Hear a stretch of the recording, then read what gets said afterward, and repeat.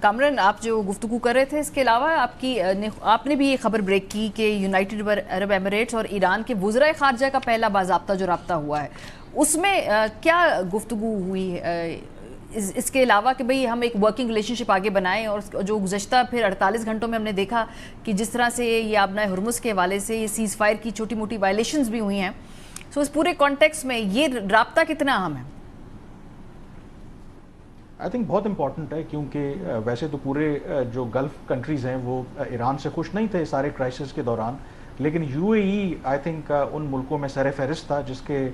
ایران اور یو اے ای کے ساتھ کافی آئی تھنک ٹینس ریلیشن شپ رہے، اور جو سب سے زیادہ حملے ایران نے اگر کیے بھی تو وہ یو اے ای کے اوپر کیے تھے. لیکن پچھلے کچھ عرصے سے ان کی بیک چینل ڈپلومیسی چل رہی تھی، رابطے ان کے تھے، اور یہ جو رابطہ ہوا ہے یہ اسی کا نتیجہ ہے. اور اگر آپ اسٹیٹمنٹ دیکھیں یا ریڈ آؤٹ دیکھیں یو اے ای کی وزارت خارجہ کا، تو اس میں بھی جو مین ایمفیسس ہے وہ فریڈم آف نیویگیشن کا ہے، اسٹریٹ آف ہرموز کا ہے. آئی تھنک گلف کنٹریز کا سب سے بڑا اس وقت جو کنسرن ہے وہ یہ ہے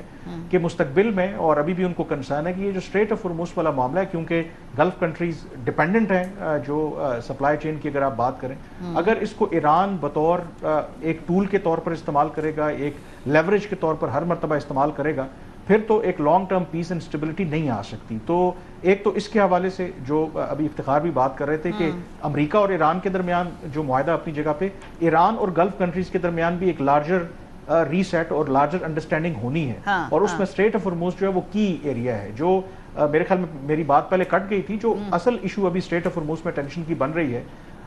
ایران مکمل طور پر کنٹرول چاہتا ہے. آئی تھنک انٹرنیشنل میری ٹائم آرگنائزیشن جو یو این کا ادارہ ہے، اس نے کوشش کی امریکہ کے ساتھ مل کر کے جو ایران کا ایک ڈیزگنیٹڈ روٹ ہے اس کے پیرلل ایک نیا روٹ بنانے کی کوشش کریں جو closer to the coastal of Oman ہے. اس پر ایران کو اعتراض ہے. ایران یہ کہتا ہے کہ یہ جو پورا گلف جو اسٹریٹ آف ہرموز ہے اس پر اب ہمارا کنٹرول ہے، اور جو روٹ ہم ڈیزگنیٹ کریں گے صرف وہیں سے وہ جہاز گزریں گے. تو یہ جو پچھلے 24 گھنٹے میں ہم نے واقعات دیکھے ہیں، یہ دونوں طرف سے آئی تھنک پاور پروجیکشن بھی ہے کہ ٹاکس تو چلتے رہیں گے، میرا نہیں خیال کہ اسے کوئی بہت بڑا فرق پڑے گا. پاور پروجیکشن ہے، اور ایران اپنی جو لیوریج ہے اسٹریٹ آف ہرموز کو لے کر کے آئی تھنک وہ نہیں چھوڑنا چاہتا، کیونکہ اس کے علاوہ اگر آپ دیکھیں یہ لیوریج اگر وہ چھوڑ دیتا ہے، اس کے علاوہ تو اس کے پاس اور کوئی اس طرح کی اسٹرانگ لیوریج نہیں ہے. تو وہ اس کو میکسیمم میرا خیال میں یوز کرنا چاہے گا to get the best concessions on the table. اور ڈیٹرنس کی بھی ان کی اسی سے ہے.